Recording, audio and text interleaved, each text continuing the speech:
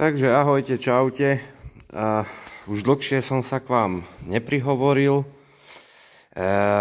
ale teda máme tu ďalší prírastok po Liaske 4x2 a Tatre 815 sa nám opäť do autoparku priplietol ďalší nový prírastok a tým je, no teraz už trošku v rozobratom stave, ďalšia Liaska. A donedávna až do mojej kúpy majetok Trenčianskeho samosprávneho kraja slúžila na správe údržbe ciest v Prievidzi. Ako vidíte, ja už som započal demontážne práce, pretože auto musí prejsť povedzme, že takou ľahkou rekonštrukciou, pretože treba ho nastriekať, kabínu trošku povyvárať. Ale čo si povieme o tomto aute? Pôvodne vozidlo bola Škoda 706 24 MTS P, alebo teda známy ako Trambus.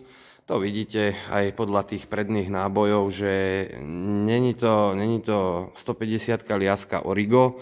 Je to proste trambáč, ktorý bol v roku 2000 kompletne prestávaný na Lias MTS P150 podľa technického preukazu, ktorý teda mám k dispozícii, starý techničák.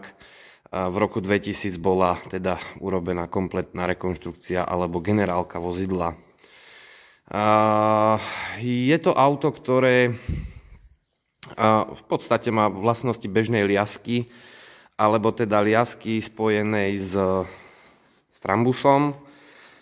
Vidíte, že tu je originál namontovaný predný stôl na upínanie pluhu, ktorý podľa mojich informácií toto auto vozilo alebo nosilo naozaj len sporadicky, takisto aj so sypačom, čo je vidieť aj na tých šasoch, že nie sú až také zožraté, ale teda určite zub času si tu spravil svoje. Napríklad taká klasika je stupačka vodičovej strany, ktorú máme tu.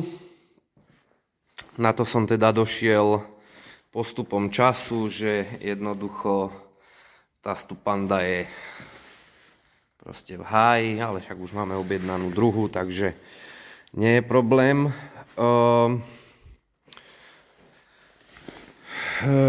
Čo sa týka nejakej rekonštrukcie, našťastie motor je v perfektnej kondícii, ten chytá naozaj na drc, takže tam nemusíme nejaké zásahy robiť okrem výmeny olejov, filtrov, taká bežná vec. Čím je toto auto také trošku možno, ani nie že zaujímavé, ale iné od iných Liazok je to, že prevodovka je iba jednoduchá, nie je polená, nemá polky skrátka. A dôvod je úplne prozaický. Chlapi to vyriešili úplne jednoducho, pretože valček, ktorý prehadzuje veľkú malú, tam jednoducho nevošiel pre tento diel, ktorý je vlastne, je to stĺpica posypacieho taniera z starších typov nadstavieb. Ako vidíte, zub času sa ukázal hlavne na prednej časti, na vodičovej strane, čiže držiak vzduchojemov jednoducho musí ísť druhý, to už nezachránime. Takisto na rozdiel od Trambusu sú tu pridané aj cievky, ktoré teda chválim, že uzavreli túto do skrinky, čiže tie cievky nie sú až tak atakované vonkajšími poveternostnými podmienkami.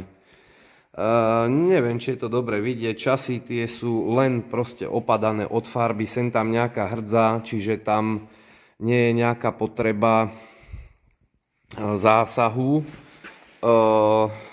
Ľavé zadné pero podľa mňa je zlomené, pretože naozaj sa tvári nie veľmi prívetivo. Avšak čo je najhoršie na tomto aute, ktoré sme doviezli len prednedávnom, je práve korba, ktorá jednoducho ktorá je na výmenu. Skrátka, myslím si, že nemá nejaký význam, pretože tu okrem podlahy na tej korbe nie je dobre nič. To sami vidíte, že je vyhnitá, dieravé tie bočnice.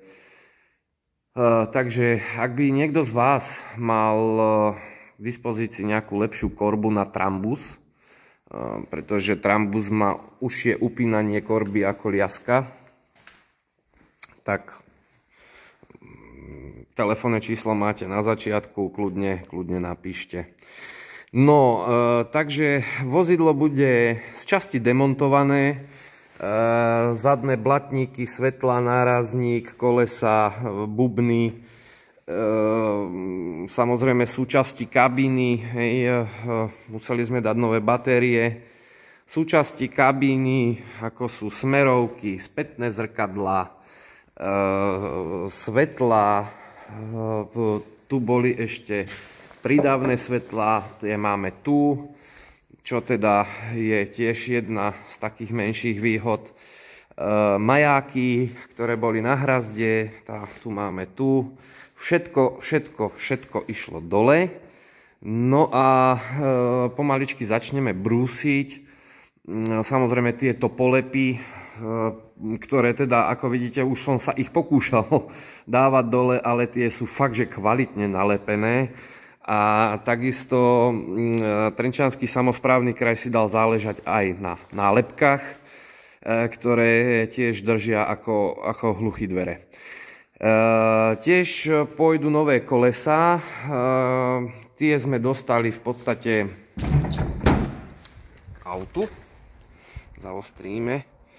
Takže 6 nových kolies máme, nových, proste tie pneumatiky sú netknuté, akurát disky bude treba nastriekať. Takže pôjdeme, v prvom rade teda demontujeme tieto súčasti, ako som už spomínal. Pokúsime, alebo teda ja sa pokúsim, lebo však som na to sám. Pokúsim sa dať, alebo respektíve zdemontovať korbu. Čo tiež nie je taká úplne jednoduchá záležitosť, pretože presne tu je matka, ktorá ide po milimetroch a ktorú treba vlastne ťukaním povolovať, tiež ponížiť ďalej korbu, proste povolovať ten kyper aj spolu s tou matkou, čiže nie je to úplne lahoda pohoda tú korbu dať dole, ale no podľa mňa jednoducho tá korba musí dole a musíme tam dať druhú. Takže už nejaké tipy, nejaké kúsky mám teda akoby poobzerané, takže samozrejme spodné lemy dverí, to je taká klasika. Sa pozrieme trošku dovnútra, čiže tá klasika je jednoducho, ale to nič hrozné. Vo vnútri to vyzerá asi ako smetiarske auto, ak si pamätáte tzv. Bobry. Jednoducho Bobry mali lavicu. Je to tu z toho dôvodu, že tunel kabíny je vyšší. A to z toho dôvodu, že trambusový motor je vysoko posadený a je vysoký, čiže do bežnej 110-novej alebo 150-kovej kabíny by to jednoducho ten motor nevošiel. Takže pôjde sa brúsiť, gitovať, vyvárať. No a samozrejme to vnútro kabíny je z časti taká klasika, vidíte vyklápanie, z časti taká klasika. Vidíte, jednoduchá páka, mám už tapacíry nahádzané. Ovládanie čelnej hydrauliky plus teda sypania. Tento ovládač pôjde preč, pretože mne je zbytočný. Ja sypač voziť nebudem. Inak interiér úplne bežný, ničím nejak výnimočný. Tapacíry sú trošku už, ja som tie cupliky dával von, pretože som ťahal vlastne von kábel majákov, ktorý išiel cez celú strechu. No, je to tak, akože no, budeme musieť. Vidíte aj elektroinštalácia, neviem teda, či to zaostri alebo nie.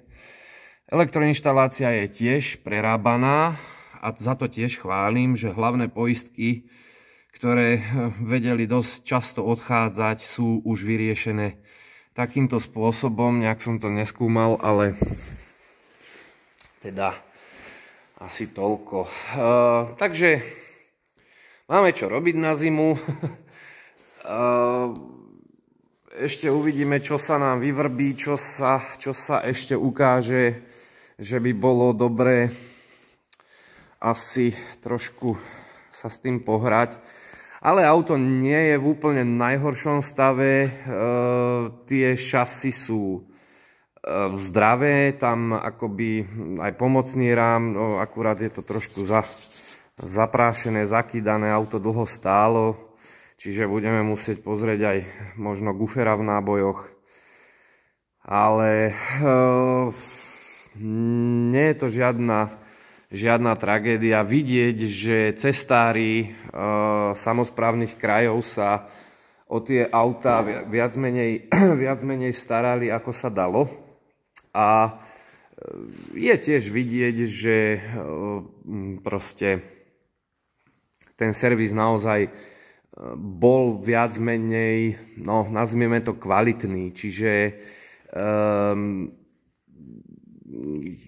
bolo na výber z asi 10 kusov týchto aut. Bol tam aj jeden taký akože Origo Trambus, ale ani jedno auto nebolo také, že proste dovezem, spravím STKčku a vozím sa, hej.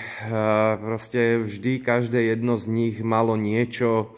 Jedno malo buď hnilú kabínu, druhé malo zase zožraté šasy od soli, tretie zase nemalo korbu, štvrté sa nedalo naštartovať, lebo proste dlho stálo a tak ďalej. Čiže toto bola taká varianta, ktorá bola asi, povedzme, že najschodnejšia. Ale teda uvažujem, že asi by som ešte jedno alebo dve auta, no uvidíme. No ale teda v pláne je samozrejme nový nástrek kabíny, nové majáky, nový schodík, nové smerovky do nárazníkov, nové bočné smerovky, hej. Možno s kabelážou sa trošku pohráme, čiže tie vytvrdené, vyťahané káble, ktoré sa vymenia a v podstate môžeme považovať kabínu za dokončenú, hej. No ale teda tej korby, ja sa teda naozaj obávam, že s tou korbou to nebude také jednoduché. Ale tak u liasky nie vždy je všetko jednoduché. No, takže asi toľko, takže máme baviačku opäť ďalšiu na zimu a ja dúfam, že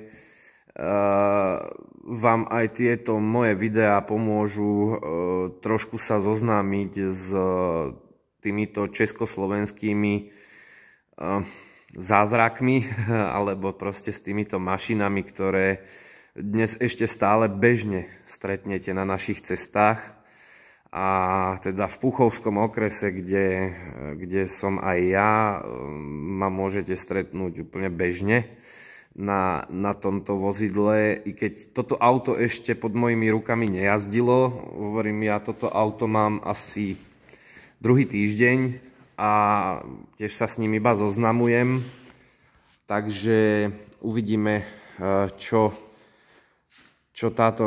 tento Trambusolias proste povie, keď bude v záťahu, v zábere. Ešte som uvažoval, že tú prevodovku by som asi vymenil za polenú, pretože tu k dispozícii mám, takže no uvidíme, ako bude na tom spojka. Ak bude treba robiť spojku, no tak už by sme rovno aj tú prevodovku asi vymenili. Takže zatiaľ je to asi odo mňa všetko, milí moji sledovatelia. Neviem teda, koľko vás je, asi nie veľa, lebo však kto by sledoval takéto videá asi. Jedine okrem toho, kto by asi koho zaujíma téma Liazu a Tatry. Toto je môj 14. kus, ktorý v mojej garáži je. A môžem vám povedať, že na tieto autá ja jednoducho mám na ne slabosť. Proste je to auto, ktoré je ľahko udržovateľné, ktoré je, by som povedal, keď tomu človek trošku rozumie, s ktorým nemá až také veľké trápenie, pokiaľ nezaklepe motor alebo neprdne tesnenie pod hlavou, čo je dosť veľký problém, tak jednoducho to auto vám bude slúžiť a aj zarábať, samozrejme, pretože s týmito autami sa podnikať ešte stále dá. No takže, kto uvažuje o Liazke, vrelo odporúčam, a teda odporúčam hlavne na podvozku MTSP. Toto je konkrétne MTSP 24, potom boli MTSP 27, Škoda 706. Takže trambíky boli, dovolím si povedať, že boli kvalitnejšie aj terénovo zjazdnejšie ako bežná Liazka 150-ka. Ťažko povedať, čím to je, ale tá Liazka, väčšinou boli tam na nich problémy s tými prednými diferákmi. Jednoducho tá jazda bola dosť nepohodlná, utrasená, taká akoby uchrchlaná, kdežto Trambus vzhľadom na to, že vpredu nemá reduktory a tá prevodovka je kapáneček trošku inak robená, tak aj tie predné diferenciály sú iné.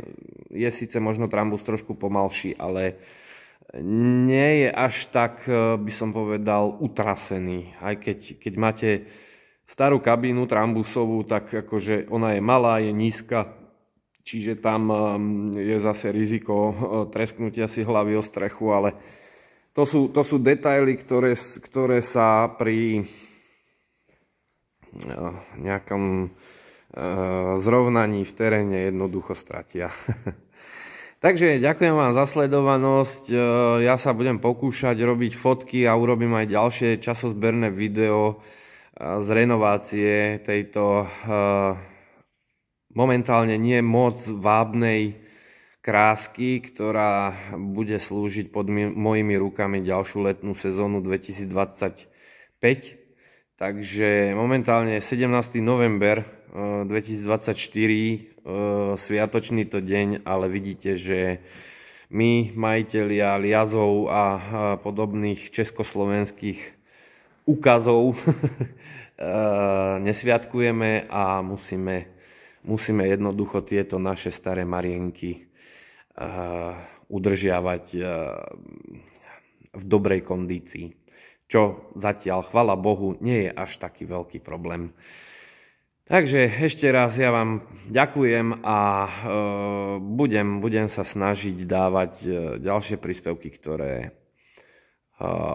vám tiež možno pomôžu sa trošku zorientovať v téme Avia, Tatra a Liaz. Takže čaute a snáď sa vidíme, počujeme v ďalšom videu. Ahojte.